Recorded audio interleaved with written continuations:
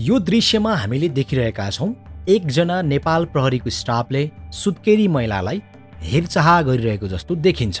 त्यो भिडियोमा लेखिएको रहेछ, इलाका प्रहरी कार्यालय मालाखेती कैलाली अतरिय अन्तर्गत गोदावरी 4 खैराना पोस्टमा कार्यरत प्रहरी जवान चन्द्रिका देउवाद्वारा बेवारिसे गर्भवती महिलाको उद्धार भनेर लेखिएको रहेछ। नभन्दै त्यो दृश्यमा हेर्ने हो भने एकजना बेवारिसे गर्भवती महिलाको मज्जासँग बच्चालाई स्याहारिरहेको देख्न सकिन्छ। सबै प्रहरी एउटै हुँदैनन् भन्ने यो एउटा उदाहरण पनि हो। हेर्नुस् त कस्तो राम्रोसँग आफ्नै बच्चा जसरी स्याहारिरहेको छ।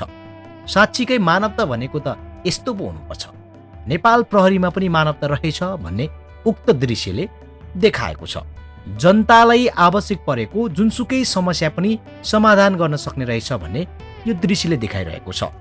तपाईहरूलाई यो दृश्य देख्दा कस्तो लागेको छ? कृपया आफ्नो प्रतिक्रिया दिन सक्नुहुनेछ र भिडियोलाई धेरैभन्दा धेरै सेयर गरिदिनुहोला।